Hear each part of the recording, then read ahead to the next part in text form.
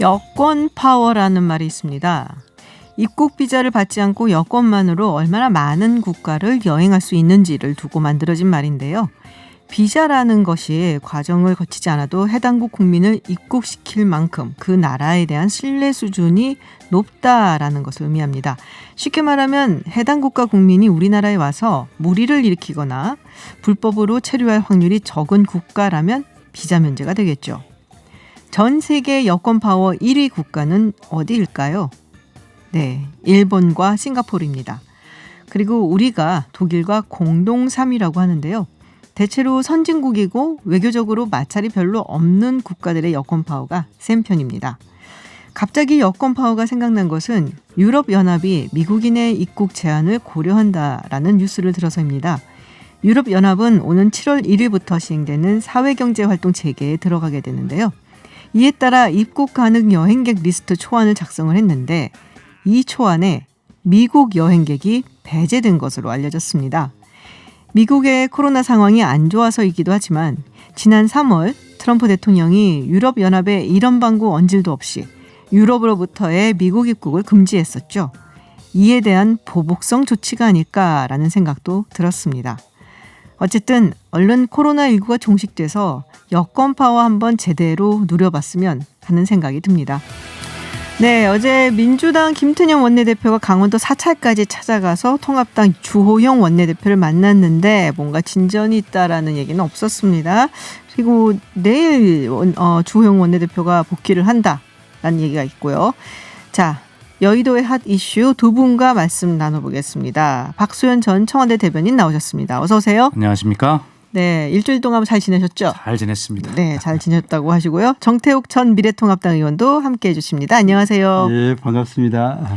제가 여기 스크린이 보시다시피 세 개가 있는데 아까 부인 되시는 네, 유명희 산업통상자원부 통삼교섭본부장 이렇게 길어갖고 못 외워요 이거를. 네, 유 본부장님 WTO 사무통 여기 어플라이 하신다고. 예. 차기 사무총장에 도전을 하시는데, 와. 어제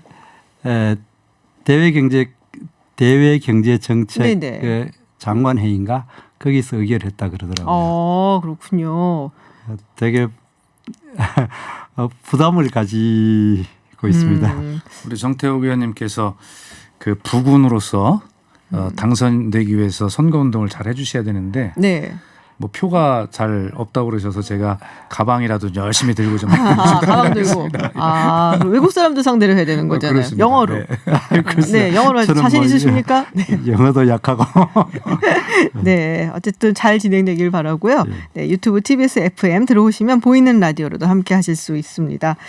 자, 강원도까지 가셨어요. 김태년 원내대표가. 그래서 5시간 동안 이야기를 나눴다라고 했는데 결국 통합당 입장은 변하지 않은 것 같습니다. 상임위원장 다 가져가라라고 이야기를 하고 있고요. 특히 초선 재선 의원들 태도 굉장히 강경하다라고 이야기가 있는데 5시간 강원도까지 얘기들을 했으면 하나 들어줬어야 되는 게 아니야? 이런 얘기들도 있는 것 같은데 어떻습니까? 통합당 입장은?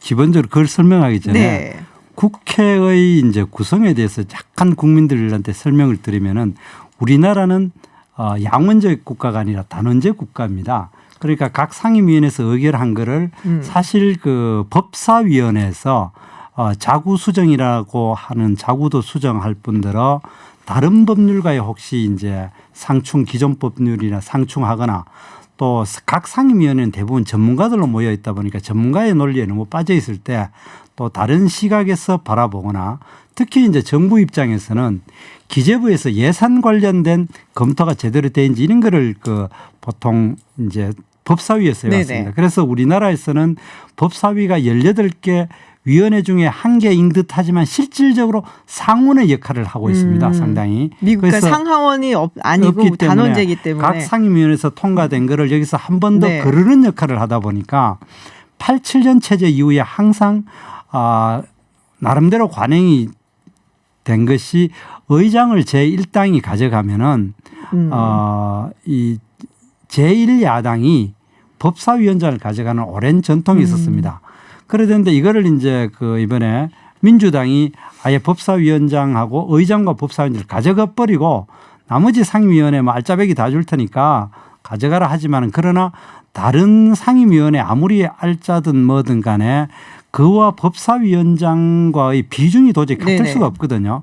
그런 상황에서 법사위원장과 의장은 우리 민주당의 몫인 상황에서 그 뭐 다른 양보를 해가 7개? 다른 위원장 뭐 원하는 거 다 7개 주겠다 이런 거는 미래통합당 입장 도저히 받아들일 수가 없고 그거는 민주당이 그야말로 독식을 한다. 네. 뭐 나머지 7개를 주든 8개를 주든 뭐 나머지 그 12개를 다 주더라도 그거는 독식을 한다. 그런 거기 때문에 아마 계속 민주당이 아무리 설득을 해도 그거를 받아들이기는 받아들일 수는 없다. 쉽지 않다고. 그러니까 견제 역할을 하는 것이 사실상 법사위이기 때문에 예. 이것은 제1야당이 가져왔었던 관례가 있고 이것까지 다 가져간다는 것은 그렇다면은 뭐 다른 걸 주더라도 통합당 입장에서 받아들일 수 없다라는 얘기인데요. 그렇죠.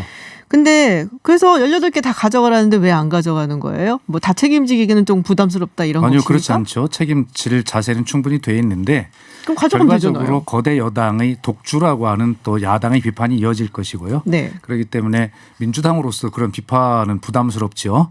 그러나 지금 우리 정태욱 의원님께서 설명을 잘 해주셨는데 사실은 그러한 법사위가 그러한 역할들을 잘 했어야 되는데 20대 국회를 우리 시청자 여러분 한번 청취자 여러분 떠올려 보시면 야당의 법사위원장이 회의에 출석하려고 하는 국회의원의 출석을 막는다든가 소파로 어떤 방문을 막는다든가 하는 그런 모습까지가 이렇게 자꾸 오버랩되지 않습니까? 더구나 그렇게 좋은 역할을 해야 되는 법사위가 20대 국회에서 각 상임위를 통과한 법률을 발목을 잡은 것이 무려 91건입니다. 예. 그리고 더 웃긴 것은 법사위원회의 소위원회를 통과한 그 법률을 스스로 법사위 전체에 잡은 것이 한 28건 가까이 돼요.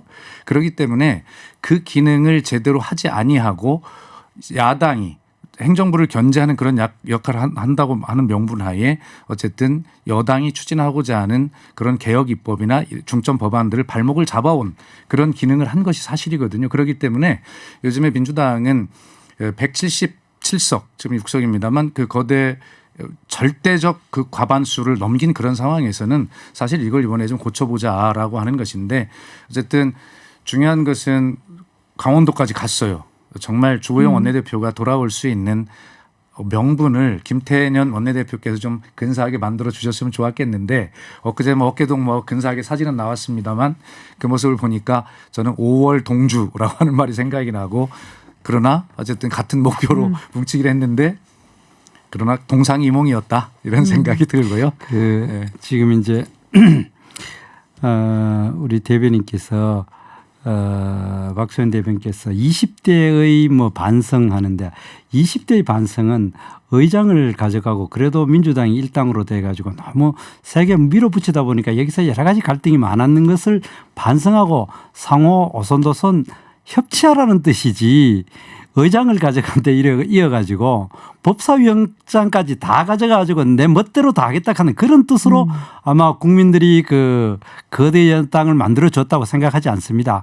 오히려 좀 더 겸손하게 법사위원장을 주더라도 제대로 그 이 여야가 협치를 해야지 이제는 아예 야당의 존재 자체를 완전히 그 지금 무시하는 이런 상황이기 때문에 이 부분에 대해서는 거대 여당이 지금은 힘이 있고 의석이 많을지 몰라도 우리 국민들은 또 그 문제점도 금방 알기 때문에 법사위원장은 이제까지 관행대로 제1야당한테 주는 것이 문제를 푸는 거다.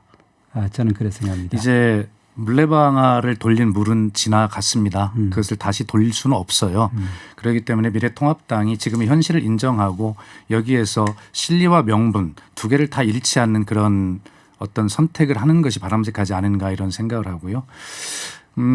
하여튼 저는 그런 생각은 들어요. 기왕에 주호영 원내대표께서 처음에 법사위원장 한 석만 가져오면 17개 상임위원장을 모두 여당에 주어도 관계없다라고 하시는 말씀을 여당에서는 굉장히 경계하며 들었던 것이 분기점이 됐다고 저는 생각하거든요. 야당이 법사위원장 하나만 가지면 된다라고 하는 것은 법사위를 가지고 20대 국회 때와 같았던 그러한 발목 잡기를 하겠다라고 공식 선언한 것으로 여당에서는 받아들일 수밖에 없었기 때문에 아마 그 법사위를 단독 선출을 통해서를 가질 수밖에 없는 여당의 입장도 있다라는 것을 좀 말씀을 제 입장에 드리고 싶습니다. 혹시 하나만 더 이야기해도 될까요? 같은 주제인데. 그러면 여당이 왜 이렇게 무리하게 법사위원장을 가져가려고 하느냐.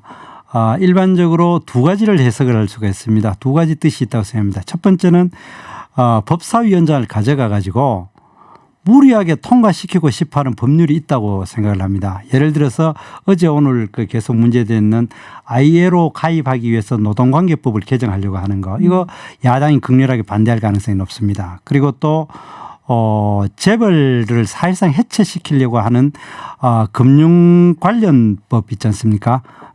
생명보험법을 이제 바꿔가지고 생명보험의 가치를 측정하는 방법을 바꾼다든지, 그다음 대북 지원을 위한 여러 가지 법률이라든가 또 검찰과 경찰, 법원에 대한 이 무리한 법률을 야당의 극렬한 저항이 예상되기 때문에 이 법사위를 장악하려고 하는 거 하나 있고, 또 한 가지는 법사위가 직접적으로 검찰과 법원을 관할하는 위원회입니다. 지금 현재도 조금 이따 이야기할지 모르겠는데 윤석열 검찰총장을 엄청나게 흔들고 있지 않습니까? 지금 검찰과 수사와 또 법원에 계류 중인 여러 가지 정부 여당 입장에서는 굉장히 뼈아픈 부분이 있는 거를 어떻게든 국회의 다수당이는 권력을 가지고 그 권력을 가지고 법사위를 장악을 해가지고 영향력을 행사하려고 하는 여러 가지 조짐이 실질적으로 보면 법사위 벌써 열어가지고 법원행정처장을 아주 뭡니까 막 그냥 공격을 하고 또 이렇게 하고 있기 때문에 이 법사위원장을 가지고 하는 것은 지난 20대의 반성이라기보다는 이 정부가 거대 여당을 맞이해 가지고 무리하게 법률을 통과시키고 무리하게 검찰과 법원과 그리고 또 이번에 새로 출범하는 공수처에 대한 자기의 의지를 관철시키려고 하는 무리한 의도에서 출발했다. 그렇게 저희들이 읽고 있습니다. 두 가지로 그 요약을 할 수가 있겠는데, 그러면 말씀하셨던 것처럼 여당이 지금 어쨌든 통과시키고 싶어하는, 그렇지만 야당이 반발을 할 만한 법안들이 있기 때문에 그런 것이다. 그리고 두 번째로는 검찰과 사법부까지 장악을 하고 더해서 공수처에도 지금 이제 영향을 미치려는 그런 의도가 있어서 법사위원장을 가져가는 게 아니냐. 연결고리가 국회의 법사위원장 자리거든요. 네. 그러기 때문에 지금 하기 때문에 단순히 물레방아가 떠나든 말든 이 국민이 아주 냉정하게 바라보고 있다 이래 생각합니다. 박수현 대변인께서. 네. 우리 정태욱 의원님께서 우리 청취자 여러분, 국민 여러분께 그렇게 자세하게 설명을 해 주셨고 또 앵커님께서 또 한 번 정리까지 해 주셨기 때문에 우리 국민이 잘 아시는데 민주당이 그런 짓을 할 수 있겠습니까? 예, 아마 그것은 너무 지나친 기우다 이런 말씀을 드리고요. 애초에 그 법사위를 야당에게 줄 생각이 있었습니다. 민주당에서는. 그런데 조건이 있었죠. 그 20대 국회 때 91건의 발목을 잡았던 그 자구 체계 심사권, 그것을 요번에 좀 제도 개선을 해서 그것을 좀 다른 데 기능을 빼고 발목을 잡지 않도록 그걸 이용해서, 그렇다면 그걸 전제로 야당이 가져도 좋다라고 하는 그런 의견을 민주당은 가지고 있었는데 야당이 그것을 반대한 것이죠. 그래서 결과적으로는 그 체계 자구 심사권을 이용해서 발목을 잡겠다라고 하는 것을 공식화했기 때문에 그것을 줄 수가 없었고, 대신 민주당은 이걸 가져오면서 약속을 했습니다. 그 문제가 됐던 최고 자구 심사권을 우리 민주당이 위원장이 있을 때 그것을 한번 개선을 하겠다라고 약속을 하고 있거든요. 그래서 그런 것이 민주당의 진심이지 지금 정태욱 의원님께서 걱정하시는 대로 뭐 그런 뜻은 아니다라고 이해를 해 주시기 바랍니다.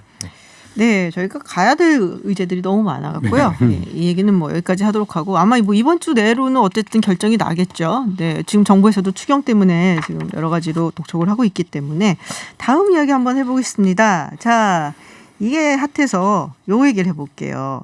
볼턴 전 국가안보보좌관, 네, 미국의 국가안보보좌관이죠. 회고록이 공개가 됐고 뭐 여러 가지 얘기인데 통합당 측에서 국정조사 이야기가 나오고 있어요. 청와대 측에서는 이제 유감이다 그 내용에 대해서 표명을 했고요. 자, 이 책을 두고 국정조사를 요구를 했다. 왜 요구를 했는지, 그리고 이 요구에 대해서 어떻게들 생각을 하시는지 얘기를 좀 들어보도록 하겠습니다. 일단은 왜 요구를 하셨는지 먼저 들어보죠. 그 이제 미래통합당에서 요구를 했는 것 자체는 이 이제 볼턴이 이제 거기에서 여러 가지 주장을 했지 않습니까? 그거를 청와대가 그건 전면 아니다라는 식으로 완전히 부인하고 있으니까 그러면 시시비비를 가려보자. 그렇게 해서 국정조사를 요구를 했다고 저는 생각을 합니다. 그런데 저 개인적으로는 그것이 뭐 꼭 바람직한지는 저는 잘 모르겠어요. 왜냐하면 이게 지금 이미 그 트럼프 대통령하고 좀 사이가 틀어진 전직 관료가 네네. 나가가지고 섰는 것이기 때문에 두 가지 성격이 있죠. 미국 국내 정치적인 요인이 굉장히 강하고 네. 두 번째 그것이 이제 그 개인의 사실상 그 내용이 굉장히 자기 그 볼턴이라는 국가안보보좌관의 개인적인 느낌이나 생각을 많이 돼 있기 때문에 팩트도 좀 많이 있지만 그래 돼 있기 때문에 이거를 그 뭐 우리 국회에서 뭡니까 이게 청문회를 한다는 국정조사를 하는 것이 바람직한지 난 그건 잘 모르겠고 그러나 한 가지 이 회고록에 대해서 우리가 세 가지에 대해서 굉장히 분명하게 굉장히 많은 이야기가 언론에 나오지만 이게 정리가 안 돼 있어요. 저는 세 가지를 정리를 하고 싶은데 일단은 그 애초에 김정은이는 북핵 폐기에 대해서 진지한 의사가 없었다라는 것이 그 전체 이제 볼턴이 이야기하는 것에 대해서 맥락의 내용이에요. 그리고 그러다 보니까 어떻게든 그 이제 여러 가지 1차, 2차, 3차에 따른 북미 회담이 있었지 않습니까? 이때 그것도 오로지 북한의 진정한 관점은 대북 제재를 어떻게든 피하는 데만 주로 관심이 있었지 진지하게 북핵을 폐기하는 것에 대해서는 관심이 없었다. 이제 그게 하나 있고 두 번째로는 그러는 과정에서 우리 한국 정부가 문재인 대통령이 끊임없이 그 김정은 편을 들었다라고 볼턴이 주장하고 있는 거예요. 그리고 세 번째로는 그렇다 보니까 한반도 운전자론에서 우리가 엄청나게 동북아 질서에 중요한 역할을 한 것처럼 되어 있지만 그 자서전 내용에 보면은 상당히 그 조금 이제 과장된 부분이 있다. 이 부분에 대해서는 이거를 국정조사를 통해가 내용이 밝혀질 것 같지는 않고 오히려 그래 됐을 때 더 중요한 국익에 관한 문제들이나 외교 문제를 그 막 정쟁으로 갈 가능성이 있으니까 이 부분에 대해서 청와대가 전면 막 부인하고 뭐 아니다라고만 자꾸 주장할 게 아니라 좀 반성을 해야 된다. 제가 세 가지를 지적했지 않습니까? 그 부분에 대해서는 오히려 그게 더 바람직하지 않겠는가 생각합니다. 정세호 의원님은 이건 뭐 국정조사까지 갈지는 가야 될 이슈인지는 잘 모르겠다라는 말씀이시고요. 미국 정부 내부의 일을 우리가 떠드는 것이 우리 국익에 과연 좋을지도 저는 잘 모르겠다 생각이 듭니다. 그런데 이런 부분들 나왔던 내용들의 부분에 대해서는 청와대 측에서 명확하게 사과를 하고 입장을 밝혀야 된다라는 입장을 말씀이시고. 밝히도 어쨌든 이거는 정말 참 솔직히 읽어보면은 부끄럽고 내가 뭐 내용까지 구체 지적하기 싫은데 부끄럽고 참 우리 실제로 그것이 얼마나 진실에 가까운지 그까지는 모르지만 실제 그렇다면은 우리 외교가 너무나 한심하게 그 한반도 운전자론이라는 이름으로 한 것이 너무나 참 부끄러운 수준으로 진행됐다 그런 느낌을 들죠. 박수현 대변인은 어떻게 생각하세요?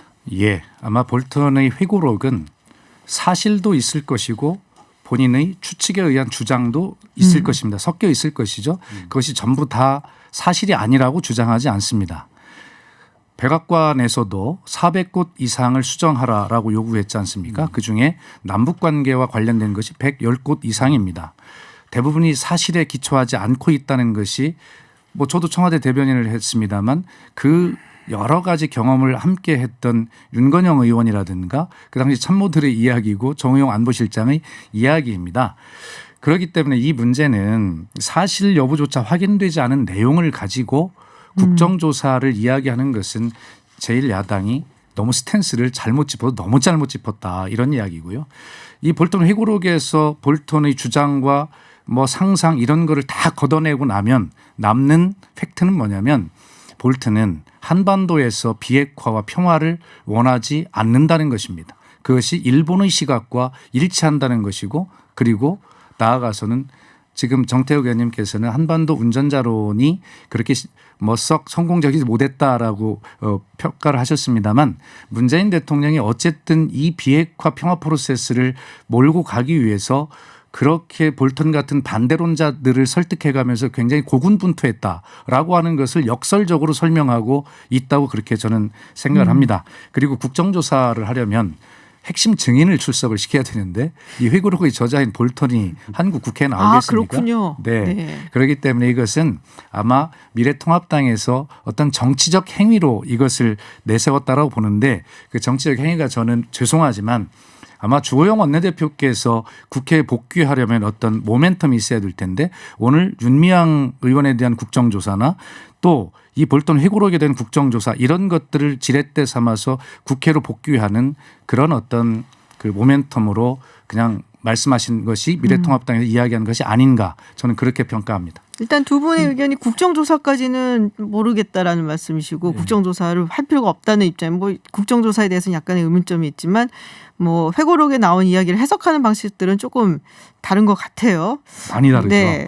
뭐 여기까지만 하고요. 저희가 이제 뭐 볼턴이 뭐 지금 중심 이야기는 아니니까요. 사실 말씀하셨던 건 미국 국내 정치랑 훨씬 더 연관이 더 많다라고 보여지는 부분도 있고 해서 다른 이야기를 해볼게요. 자, 김종인 비대위원장이 백종원 같은 인물이 나와야 된다. 통합당에 차기 대선 주자로 나와야 된다라고 얘기를 했는데 일단 그 의도가 무엇인가라는 생각도 좀 드는데요. 그 의도를 우리가 통합당 전 의원이었던 정태욱 의원한테 듣기보다 어떻게 생각하세요? 그 얘기에 대해서 먼저 여기부터 먼저 제가 치고 들어가 보겠습니다. 아니 제가 저 민주당이어서 저한테 먼저 물으시기도 하겠지만 제가 김종인 지금 통합당의 비상대책위원장께서 민주당의 비상대책위원장일 때 제가 비서실장이었습니다. 예. 그런데 이제 김종인 대표님의 아니 그런 건 아니고요. 그래서 이제 그 스타일과 여러 가지를 또 재미있게 읽게 되는데 굉장히 그 노련한 정치인이다라고 하는 것을 한 번에 느낄 수 있어요. 주호영 원내대표가 지금 국회를 떠나 있지 않습니까? 지금은 국회 원내대표의 시간입니다. 원구성 협상을 해야 되고 그다음에 여러 가지 후속 입법들을 해야 되는 이런 상황이고 추경 심사를 해야 되는 원내대표의 시간에 원내대표가 국회를 떠나 있는데 그러므로 미래통합당의 목소리는 안 들리게 되어 있죠. 그런데 그것을 김종인 비상대책위원장이 판판이 이슈 하나씩을 던져가지고 판을 흔들고 있어요. 카메라 포커스를 미래통합당과 김종인 대표에게 가져가고 있는 굉장한 정치적 기술이고 감각이죠. 백종원 그 분을 무슨 진짜 뭐 대통령 후보로 만들자라고 이런 차원보다는 그렇게 자영업자들이 아픔을 해결해 주는 그런 어떤 정치인의 역할을 그의 역할에서 봐야 된다라고 하는 그런 어떤 아마 가르침일 거고요. 그다음에 백종원 씨가 가지고 있는 소통과 그다음 서민적인 풍모 이런 것들을 정치인에게 주문하고 있는 것이다라고 생각을 하고 판을 완전히 흔드는 것이죠. 그다음에 미래통합당에서 자천타천으로 거론되고 있는 대선 주자들에게 갑자기 김종인 대표가 확 자기에게 끌려오도록 예를 들어서 제주도 원희룡 지사만 해도 깍듯하게 그전에 나를 세웠지만 깍듯하게 하지 않습니까? 뭐 이러한 여러 가지 수를 뭐 노리고 하신 건 아니겠지만 판을 흔들면서 그런 여러 가지 성과를 거두고 있는 아주 노련한 한 수다. 노련한 정치인들 노리고 했겠죠. 어떻게 생각하세요? 네. 저도 뭐 전적으로 동감하고요. 그 백종원 방송인이라 그래야 되나 그분을 거론한 것 자체가 여러 가지 이제 수가 읽히는데 일단 기존 미래통합당 내지 보수의 잠룡으로 일컬어지는 사람들을 전부 다 희화화시키는 역할을 하는 거 아닌가 생각을 합니다. 그럼 여기 얼마나 인물이 없어가지고 백종원 씨 같이 정치 인기 많습니다. 네? 인기를 많은데 그러니까 정치와 아무 관계 없는 사람을 그 내세우는 거는 기존에 있는 이 야권의 자천 타천 대통령 후보라고 하는 분들을 사실상 거의 이제 무시하는 손 안 대고 이제 하는 거죠. 손 안 대고 하시죠 말씀. 이제 그렇게 하고 네. 또 오늘 아침에 오세훈 전 서울시장께서 김종인 위원장이 연세가 중요치 않고 아마 본인이 또 대선에 가능성이 있지 않느냐 저는 그런 이야기를 했다 그러더라고요. 네네. 저는 그 김종인 대표 비대위원장께서 아직 확실히 본인이 결심했거나 아직 뭐 때가 아니라 생각할지 몰라도 본인도 아마 그런 차원에서 계속 가능성을 좀 타진하고 있는 과정이 아닌가라는 생각을 저는 해봤습니다. 김종인 위원장이요. 예, 왜냐하면은 기존에 있는 이제 여러 보수 잠룡 후보에 대해서는 이제 계속 이 평가를 해버렸지 않습니까? 뭐 이미 총선을과 평가 받았던 사람이다. 뭐 여러 가지 이렇게 이야기를 하고 진지하게 그러면은 이제 실제로 자기가 킹메이커로서의 역할을 이래 좀 해야 되는데 그런 모습보다는 계속 말이 이제 이래 뭐 40대 경제를 아는 사람이 이야기했다가 백종원 씨 이야기했다 뭐 이런 여러 쭉 하는 거는 여러 가지 가능성을 계속 짚어보는 과정 중에 아닌가 이래 보면은 오늘 저는 이제 오세훈 시장이 그 말을 하는 거를 곱씹어 보면서 가만 생각해 보면은 김종인 대표가 내가 확실히 출마를 하지 않고 킹메이커 역할을 하겠다라고 명시적으로 이야기한 적이 한 번도 없었거든요. 그죠? 본인이 네네. 나는 그런 이야기를 한 번도 한 적이 없었고 보통 일반 국민들이 뭐 그분 연세 많아가 본인이 직접 하겠나라고 생각했지 본인 이야기를 한 적도 없고 그리고 또 그분이 이제까지 살아오는 인생 아까 비서실장인데 그분이 자기의 정치 경제 철학을 국정에 반영하고 싶어하는 아주 그 강한 열정을 가지고 있는 분이에요. 그런데 정치인이 그 자기의 정치 경제 철학을 국정에 반영하는 가장 확실한 방법이 뭔지를 본인이 스스로 아는데 그렇기 때문에 저는 저분이 자꾸 백종원을 이야기하고 뭐 이렇게 하는 과정이 본인도 상당히 아직까지 이제 그거를 때가 무르익지 않았다. 그리고 본인도 아직 결심이 확신이 안 섰기 때문에 그렇지 여러 이제 그 가능성을 타진하는 과정 중에 하나다. 저는 그렇게 생각합니다. 제가 시간이 다 돼서 요거 하나만 제가 박수혜 대변인께 여쭤볼게요. 그러면 지금 그러니까 어떻게 보면은 대선 출마의 가능성이 충분히 있다라고 지금 말씀을 하신 건데 김종인 비대위원장 비서실장이셨다면서요. 차출되는 겁니까? 지금 정태욱 의원님 말씀 혹심이셨다면서요. 김종인 비상대책위원장의 속마음은 나란 말이야 나 이렇게 지금 호소하고 있다는 말씀이시죠? 아직까지 본인 확신은 아직 본인도 못 하고 있다고. 아마 김종인 비상대책위원장은 성격이 굉장히 그 칼같이 그 분명하게 하는 성격이기 때문에 하시고 싶은 말씀 있으면 하실 거라고 생각을 하고요. 아마 그렇게 애둘러서 말씀하시지 않을 거다 이런 생각을 하고 있습니다. 아마 제가 드린 질문 대답을 안 하셨어요. 본인이 확신이 서시면 이야기하시겠죠. 나중에 얘기를 들으시면 한번 저희한테 넌지시 말씀해 주시길 바랍니다. 알겠습니다. 네, 지금까지 정태욱 전 미래통합당 의원 그리고 박수현 전 청와대 대변인과 함께 여의도 이야기 짚어봤습니다. 오늘 고맙습니다. 감사합니다. 네, 해외 핫한 뉴스 알아보는 서울타임즈 시간입니다. 전주현 캐스터와 함께합니다. 어서 오세요. 네, 안녕하세요. 네, 유튜브 TBS FM 들어오시면 보이는 라디오로도 함께하실 수 있습니다. 자, 이게 뭐 트럼프 대통령과 트위터의 전쟁인가요? 네. 지금 계속되고 있는 것 같은데요. 네, 하나 더 한 단계가 나아갔어요. 그 트럼프 대통령이 이제 트위터에 남긴 글을 트위터가 숨김 처리를 했습니다.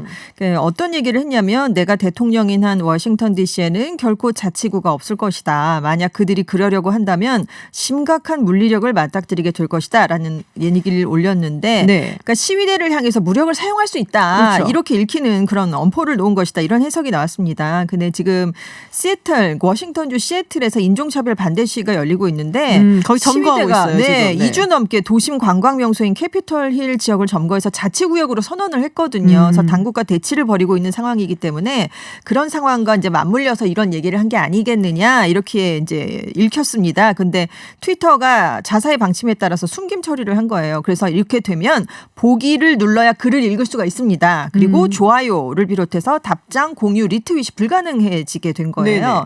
트위터는 이제 자사의 방침은 이렇답니다. 가학적인 행위에 관한 운영 원칙을 위반했기 때문이다.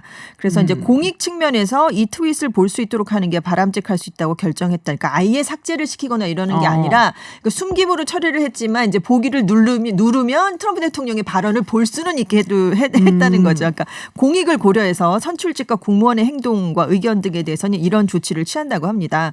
그동안 뭐 팩트 체크가 필요하다, 폭력을 미화해서 규정을 위반했다, 뭐 조작된 미디어 이런 이런 글에 대해서 경고 이 딱지를 3번 붙인 네. 적이 있는데 이렇게 아예 글을 숨김 처리한 건 이번이 처음입니다. 그러니까요.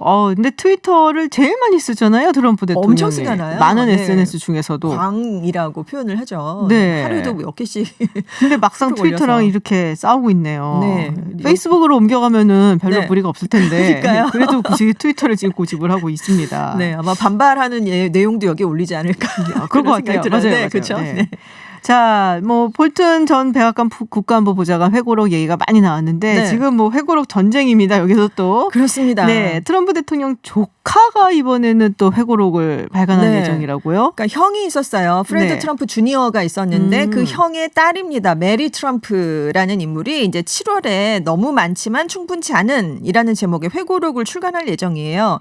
트럼프 대통령의 친인척이 발표하는 첫 번째 폭로성 회고록이라고 네네. 합니다. 그래서 트럼프 일가를 둘러싼 각종 추문이 담겼다 이렇게 지금 전해지고 있는데요. 책의 부제가 이렇답니다. 어떻게 우리 가족은 세계에서 가장 위험한 사람을 만들어냈나. 그러니까 트럼프 대통령 예, 이름은 없지만 딱 들으면 하고 알 수 있는 이제 그런 제목을 다룬 거죠. 그래서 이제 출판사가 이제 트럼프 일가의 어두운 역사를 공개한 책이고 그래서 이제 뭐 내밀한 얘기가 뭐 이제 여기에 소개될 것이다. 그리고 이제 아하. 가족의 어두운 역사를 보여줌으로써 삼촌이 현재 전 세계의 보건과 경제적 안전, 사회적 기반을 위협하는 사람이 된 과정을 설명한다. 이런 설명을 지금 달아놨다고 합니다. 그렇군요. 근데 이제 트럼프 대통령 동생이 있어요. 로버트 트럼프라는 네네. 인물이 이 책 출판을 막기 위해서 출판 금지 가처분 신청을 지금 냈습니다. 아하. 유산 상속을 2001년에 이 메리 트럼프가 합의를 가족들하고 네. 했는데 그때 이제 비밀 유지 계약을 했더니 가족에 대한 얘기를 하지 않겠다라는 선언을 했다는데 이거를 지금 위반을 했다는 거죠. 그래서 지금 뭐 당연히 메리 트럼프 측 변호인은 반발을 하고 있고요. 네. 이게 공익을 위한 얘기가 담겼는데 그걸 못하게 한다 이렇게 얘기를 했습니다. 그래서 아무튼 트럼프 대통령 가족이 이 책이 인쇄돼서 매장에 발송되기 전에 이제 법적으로 막아보려 하는 것 같다 이렇게 분석을 했는데 왜냐하면 존 볼턴 보좌관의 회고록은 이미 다 풀린 상태에서 그쵸. 네, 지금 PDF 파일까지 돌아다니고 있어요, 지금. 그러니까요.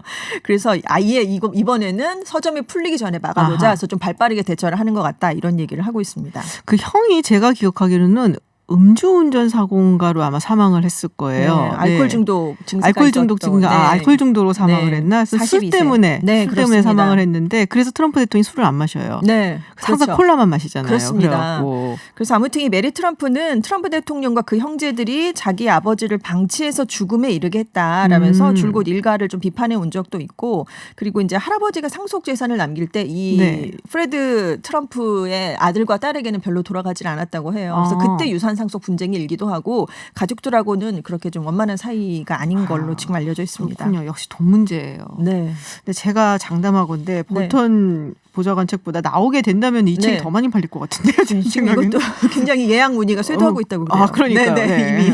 그렇군요.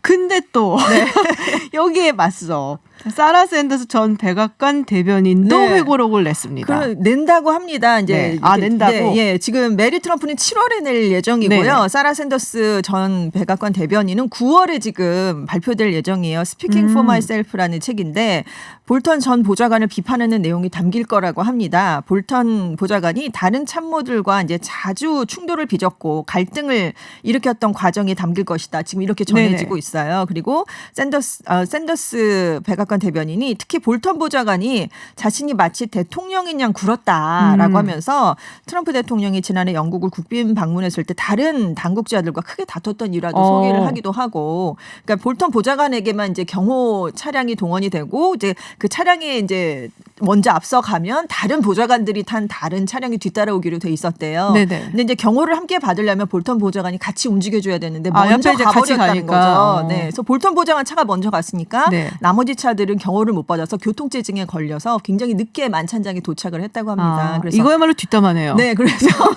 굉장히 이제 다른 보좌관들이 볼턴 네. 보좌관에게 화를 내기도 하고 뭐 그런 일이 있었다, 뭐 이런 내용들이 지금 담길 거라고 했는데요. 미국 언론들은 샌더스 전 대변인이 트럼프 대통령을 대신해서 볼턴 보좌관 응징에 나섰다. 뭐 이런 얘기를 하고 있습니다. 그렇군요. 네.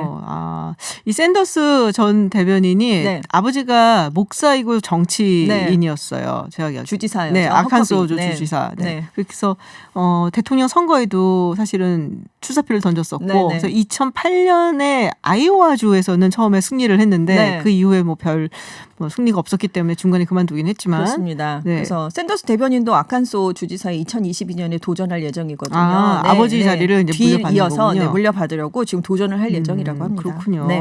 그래서 마이크 허컵이라고 이 마이크 허컵이 그래서 연설은 기가 막혀요. 네. 아무래도 목사님 출신이니까 네. 그러다 보니까 그래서 샌더스 보좌관도 사실 목소리라든지 이런 거 네, 굉장히 네. 좋잖아요. 그렇습니다. 딕션이나. 네. 그래서 역시 뭐 DNA가 네. 굉장히 중요하다라는 생각을 했는데 네. 자 기왕에 이 트럼프 대통령 책 나온 이야기가 나왔으니까 네.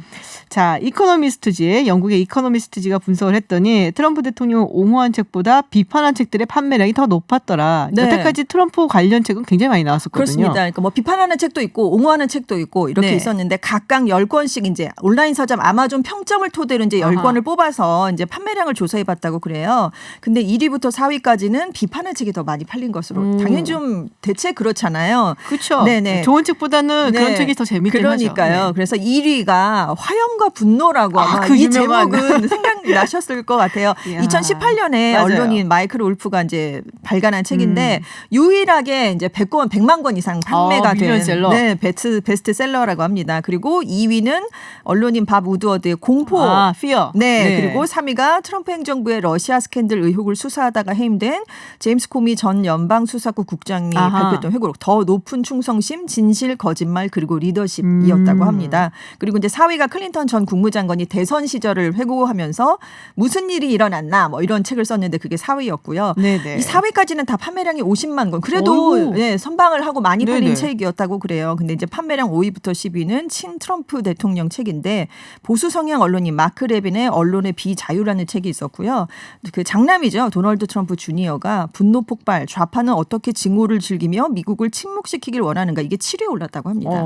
근데 아무래도 이제 비판한 책에는 관련된 숨겨진 사실들이 담기게 그렇죠. 마련이니까 네. 그래서 이 내용 자체가 조금 더 선정적일 수밖에 없기 때문에 판매량의 차이가 있을 수 있다 이런 설명을 했다고 합니다. 그렇죠. 이 중에서 나는 왜 2권이나 읽었을까 생각이 근데 민주당 지지자가 1년에 책을 평균 12.9권 읽고요. 공화당 지지자가 평균 10.4권을 읽는데요. 그래서 이것도 이코노미스트가 인용하면서 그 차이가 네, 수요의 차이도 영향을 준 게 아닌가 뭐 이런 설명을 함께 달기도 했습니다. 2.5권 차이니까요. 네네, 그렇죠. 네. 그렇죠. 네. 그리고 아무래도 비판적인 이야기를 민주당 지지자들이 찾아서 네, 읽었을 네, 거고 그렇죠. 네, 반대 연관성이. 이야기를 공화당 지지자들이 찾아서 읽었을 것이다. 그렇습니다.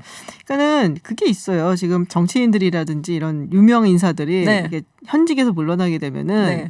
이제 우리가 이제 돈을 벌어야 되거든요. 네. 그렇습니다. 이게 굉장히 중요한 네, 동기가 되죠. 그렇죠. 힘을 쓰는. 네. 네. 자원이 될 수가 있거든요. 그렇습니다. 그리고 시간이 지나면 사실은 그때 기억이 흐릿하다는 이유로 잘 안 보기 때문에 또 네. 다른 책들이 많이 그렇죠. 나오니까 관심도 멀어지고. 나오자마자 네, 책을 따끈따끈할 내고 때. 네. 강연을 다니는 것이 그렇습니다. 하나의 또 미국은 또 그런 것에 대해서 전혀 거리낌이 없거든요. 네네. 어떤 얘기를 해도. 그래서 그런 게 아닌가라는 생각이 듭니다. 네. 네, 오늘 해외 뉴스 듣는 서울타임즈 자서전 얘기만 자꾸 들어야 되는 그러네요. 것 같은데요. 회고록 얘기. 네. 네, 회고록 이야기로 마치겠습니다. 전주현 웨스팅캐스터와 함께했습니다. 고맙습니다. 네, 감사합니다. 네, 지난 17일이었습니다. 위구르족 등 소수민족에 대한 중국의 인권 탄압을 제재하는 법안에 서명했던 트럼프 대통령이 잉크가 마르기도 전에 뒤집었습니다. 또 우리 정부가 유네스코의 군함도 등 일본 근대산업시설 23곳에 대한 세계유산 지정 취소를 요구하는 서한을 곧 발송할 예정입니다. 일본이 약속을 어겼다는 건데요. 관련해서 이기범 아산정책연구원 국제법센터장과 이야기 나눠보겠습니다. 어서 오세요. 예, 안녕하세요. 자, 일본 군함도 이게 2015년에 한창 이야기가 있었어요. 그렇죠. 네, 2015년 여름이었습니다. 네, 이게 요맘때입니다. 예. 맞아요. 예. 그래서 세계 문화유산을 이게 등재된다. 그래서 영화도 사실 막 나왔었고. 영화는 좀 이따가 나왔죠. 네네. 예. 근데 지금 이제 전시를 관련해서 하자마자 지금 얘기가 많은데 일본 정부가 지키지 않았다는 약속 이것이 무엇인지요? 혹시 기억이 나실지 모르겠는데 그 당시에 그러니까 5년 전이죠. 네네. 5년 전에 일본이 그 세계문화유산에 등재될 때죠. 그러니까 유네스코에서 네네. 그 일본이 약속을 하나 했어요. 제가 조금 읽어보겠습니다. 이게 일본은 1940년대에 일부 시설에서 수많은 한국인과 그다음에 이제 본인의 의사에 반하여 가혹한 조건 하에서 강제로 노역했으며 일본 정부가 징용 정책을 시행하였다는 사실을 이해할 수 있도록 하는 조치를 취할 준비가 돼 있다. 이런 약속을 했어요. 네네. 그때 우리 언론에서는 드디어 일본이 강제징용을 인정했다. 그 강제로 노역했음이라는 이 표현이 들어가 있습니다. 네네. 그래서 굉장히 이게 전향적이라고 했는데 그 당시에 일본 내부에서는 꼭 그건 아니다 이런 식으로 조금 약간 물타기를 했었죠. 그런 뉴스가 이제 있었어요. 네네.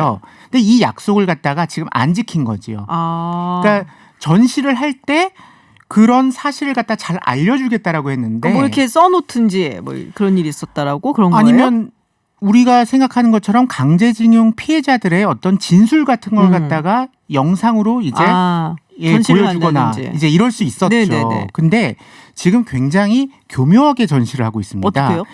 몇 가지를 갖다 예를 들어볼게요. 네. 일본 사람들한테 증언을 받는 겁니다. 한국 출신 노동자들을 잘 대우해 주었다. 이제 이런 이제 영상을 이제 녹화를 해가지고 전시를 하고 있습니다. 그건 반대잖아요. 반대죠. 그 다음에 대만 출신 노동자의 월급 봉투를 전시하고 있습니다. 왜 그럴까요? 월급 줬다? 그렇죠. 예, 그 다음에 더 이제 한국 입장에서는 당황스럽다기보다 화가 나는 거죠. 한일 청구권 협정 원문을 갖다 전시하고 있습니다. 우리는 할 거 다 했다 뭐 이런 거예요? 예, 법적으로 배상 끝났다. 그러니까 이게 지금 그 당시에는 강제 노역을 인정하고 일본이 그런 것을 갖다가 실제로 했었다는 네네. 것을 보여주겠다라고 했는데요. 근데 지금 안 했다는 보여주고 걸 안 했다고 한 거잖아요, 지금. 잘했다는 거죠. 네. 월급도 주고 월급도 주고 그 다음에 한국하고는 법적인 문제도 끝났고요. 잘해주기까지 했다 심지어. 예, 그런 증언도 이렇게 이제 보여주고 있는 거죠. 그렇군요. 사실 이거는 그 당시 했던 약속 위반이라고 보이는 네네. 거죠. 뭐 약속 위반이죠. 그럼 이거 어떻게 해야 돼요? 우리가 뭐 서한을 보낸다고 하는데 그러면 효과가 있는 건지. 그 서한을 지금 네. 보내게 되면요. 그 매년 이제 한 번씩 그 세계유산위원회가 이제 열립니다. 네. 근데 이제 회의가 열리는데 원래는 다음 주에 열려야 돼요. 근데 코로나19 때문에 네. 이게 연기가 돼서 지금은 11월 정도로 이제 예상을 하고 있거든요. 그때 이게 이슈가 되기를 바라는 거죠. 사실 우리가 편지를 보낸다고 해가지고 그 편지에 근거해가지고 일본의 그 군함도나 여러 가지 그 산업혁명의 어떤 그런 유산들이 세계문화유산 등재에서 취소가 되는 건 아니죠. 그러니까 이제 논의를 갖다가 할 수 있는 우리가 이게 기름을 갖다 붓는 그런 역할을 갖다 지금 해보겠다라는 거죠. 그렇군요. 그래서 이게 뭐 논의가 되더라도 사실 그게 그러면 취소가 되냐 그거는 또 알 수 없는 것이고. 그거는 이제 아직 뭐 이제 시작도 안 했기 때문에요. 그 어떻게 될지는 11월 이후에 봐야 될 것 같습니다. 괘씸하네요. 예, 약속을 상당히 해놓고. 교묘한 거죠. 그렇군요. 참 왜 자꾸 이러는지 모르겠네요. 근데 일본이 지금 하고 있는 얘기는 우리는 약속을 지켰다. 그리고 그 당시 1940년대의 상황을 그대로 보여주었다. 지금 일본 이렇게 이야기하고 있습니다. 그렇게 얘기한단 말이에요. 예. 입에 침이나 바르고 얘기를 하지. 알겠습니다. 자, 중국 이야기를 해보겠습니다. 신장 위구르 뭐 여기에 대해서는 뭐 여러 번 전해드린 바도 있고 저희 코너에서 여기서 일어나고 있는 인권 탄압이라든지 이런 얘기를 했었는데요. 지난 17일 위구르 인권정책법에 트럼프 대통령이 사인을 했단 말이에요. 그렇죠. 이게 사실은 홍콩 인권법 작년 11월에 통과되고 트럼프 대통령이 사인할까? 막 이런 얘기가 있었는데 결국 사인은 했고요. 근데 이거는 소리 소문 없이 굉장히 신속하게 사인해서 요새 안 좋아서 이랬나 보다 했는데 갑자기 이틀 만에 유예를 했어요. 신속하진 않았습니다. 신속하진 않았어요? 예, 한 20일 정도 갖고 있었습니다. 20일 갖고 정확히는 있었어요? 20일은 아닌데요. 한 뭐 그 정도 갖고 있었고요. 이게 서명할 수밖에 없는 게요. 이거는 미국 내에서도 그 여야의 문제가 아닙니다. 상원 하원 거의 한 명 빼놓고 다 찬성했어요. 맞습니다. 그때. 예, 상원이 이제 전원 찬성을 했고요. 하원에서 한 명 빼고. 예, 그렇죠. 그럼 이 상황에서 서명은 해야 되는 거예요. 네네. 그리고 나서 이틀 만에 유예를 했는데 그 유예를 한 그 변명이 참 수긍하기 어렵습니다. 왜냐하면은 뭐라고 얘기를 했냐면은 미중 무역 협상이 우리가 이제 무역 합의를 이루었는데 미국이 그 중국으로부터 2,500달러 정도를 지금 벌 수 있다는 거죠. 쉽게 말해서요. 중국이 그만큼 사주겠다고 했다. 네. 그리고 그 와중에서 트럼프 대통령 자신이 그 관세도 부과하거나 내가 제재를 했다. 그러니까 이 위구르 인권 정책법에 따른 그 제재보다 내가 더 심한 제재를 했기 때문에 이거 조금 유예해도 그게 무방하다. 근데 이게 가만히 생각해 보면요. 뭐 벌을 준다는 게요. 그러니까 제재를 한다는 게 그런 식으로 뭐 무역 관련한 것만 제재가 있는 건 아니잖아요. 그렇죠. 이건 인권 문제고 네. 전혀 다른 문제인데 이걸 갖다가 나는 그동안 협상하면서 제재도 해왔기 때문에 이게 그리고 더 센 제재이기 때문에 뭐 위구르 인권 정책법은 잠깐 유예해도 별 문제 없어라고 이렇게 말하고 있다는 거죠. 참 여기서 이 트럼프 대통령의 철학이 딱 드러나잖아요. 그렇죠. 네, 돈이 최고다. 예, 그냥 돈이 미국에 네. 들어왔으면 그걸로써 좋다. 인권이 뭐 그렇게 중요한 거고 이건 잠깐 밀어놔도 돼라는 예, 얘기인 거잖아요. 인권을 사실 그렇게 중시 여기지 않는 거죠, 뭐 지금요. 그거는 뭐 우리가 예전부터 계속 얘기를 해봤지만 사실 근데 이 신장이나 신장 위구르 이 지역에서 일어나고 있는 인권 탄압은 뭐 상상을 초월하는 수준이라고 얘기를 하잖아요. 지금 상상을 초월합니다. 네. 저도 이 이제 관련 뭐 자료 같은 걸 네네. 찾아보다가 이 정도인가 싶더라고요. 이게 일종의 정치범 수용소인데 그렇죠. 사실 여기에 지금 구금되어 있는 숫자가 100만이 넘습니다. 그리고 일부 통계에 의하면 300만까지 되고 있습니다. 그러면 지금 2020년에 100만에서 300만 사이의 사람이 갇혀 있다라고 생각을 하면요. 이게 굉장히 당황스러운 거거든요. 네. 그리고 그 안에서도 뭐 이제 폭력이나 이런 것이 자행이 되겠죠. 그런데 대부분이 이게 그 무슬림들입니다. 그렇죠. 예. 그래서 이 그 캠프라고 보통 부르는데요. 네네.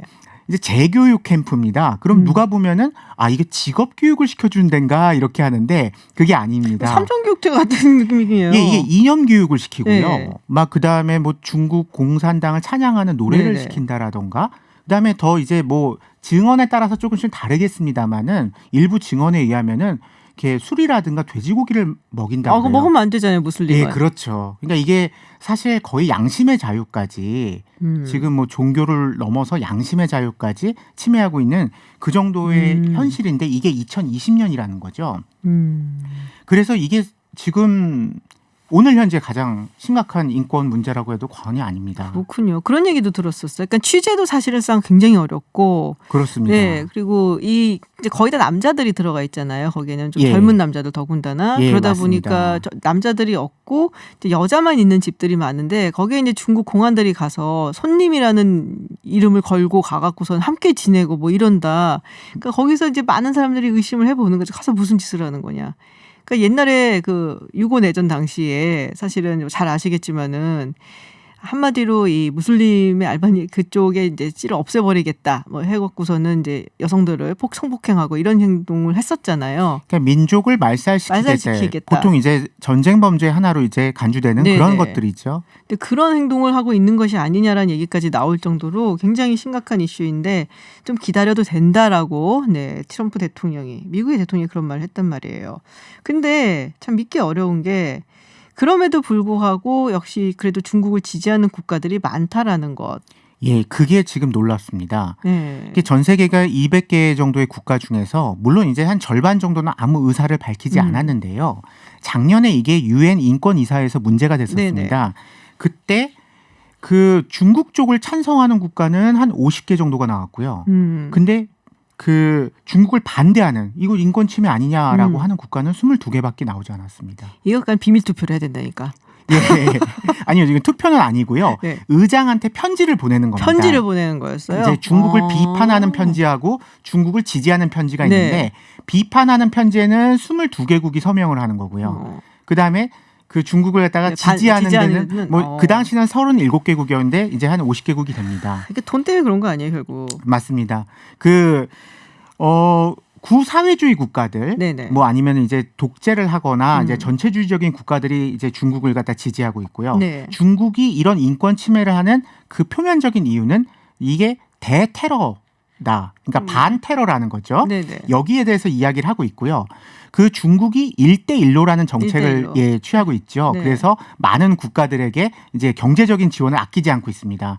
뭐 아프리카 국가들이 그렇죠. 많이 수혜를 받고 있다고 저희가 많이 말씀을 드렸었잖아요. 그 아프리카 국가들도 그 중국의 현재 이 그 신장 위구르 정책에 대해서 찬성을 하고 있습니다. 뭐 거기도 만만치 않게 독재 국가들이 많고 사실은 뭐 그렇죠. 돈 때문에 그런 것도 아무래도 있을 수밖에 없고. 그리고 실제로 네. 이런 정책을 취하다 보니까 신장 위구르에서 테러라고 부를 수 있는 게 네네. 마지막으로 있었던 게 2014년입니다. 어. 그러니까 중국은 아니 왜냐하면은 네.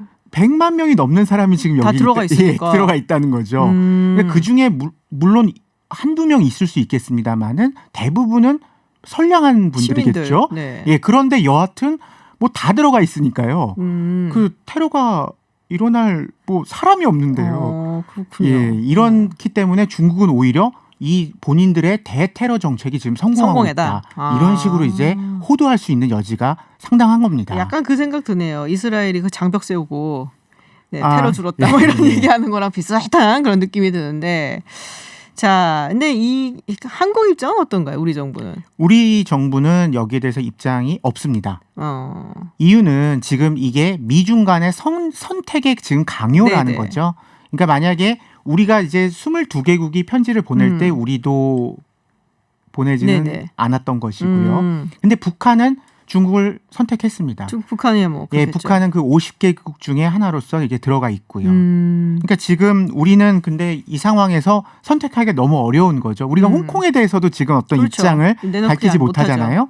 마찬가지로 위구르에 대해서도 우리가 어떤 입장을 갖다 가지고 있지는 않습니다. 그렇군요. 결의안 같은 게 올라올 수 있을까요?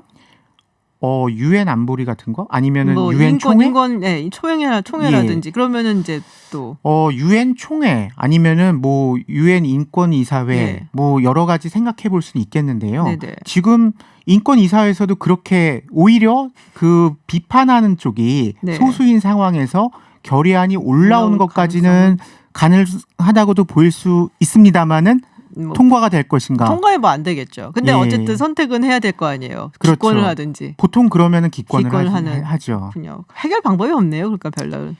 사실 이게 미국이 해결을 해야 되는 문제긴 해요. 미국이 어떻게 해결을 할까요? 그러니까 미국이 이 인권 문제를 갖다가 굉장히 이 중요한 이슈로서 중국을 갖다가 압박할 수 있는 수단은 사실 미국밖에 없는 거죠. 뭐 관세가 됐던 아니면 여러 가지 이제 무역 장벽이 됐던. 네. 그런데 오히려 지금 트럼프 대통령은 중국으로부터 돈이 들어오는 것을 환영하고 있기 때문에 오히려 트럼프 대통령이 이렇게 말을 하면 할수록 미국은 그 제재할 수단을 잃고 있는 거죠. 아하. 예. 그렇군요. 지금 이 얘기- 상황입니다. 그렇군요. 그럼 해결이 어렵다라는 거죠. 네. 11월 이후에 봐야 되겠죠? 선거 끝나고 그렇죠. 다른 분이 우리가 예. 다 아는 그 다른 분이 대통령이 된다면 조금 다른 목소리를 낼 수도 있을 거라는 생각은 사실 들기는 하거든요. 예, 왜냐하면은 뭐 조 바이든 후보 같은 경우에는 뭐 이제 부통령을 했었고요. 네. 그 다음에 뭐 민주당 후보고요. 그렇기 때문에 뭐 저희가 생각하는 뭐 인권 친화적인 발언이라든가 실제적인 액션까지도 취할 불가능하지는 가능성이 있다. 않다라고 보여집니다. 네, 알겠습니다. 네, 오늘 일본의 군함도 이야기 그리고 위구르족 이야기까지 함께 나눠봤습니다. 지금까지 이기범 아산정책연구원 국제법센터장이었습니다. 고맙습니다. 예, 고맙습니다. 네, 김지윤의 이브닝쇼 오늘 방송은 여기까지입니다. 저희는 내일도 6시 20분에 여러분을 기다리겠습니다. 지금까지 김지윤이었습니다.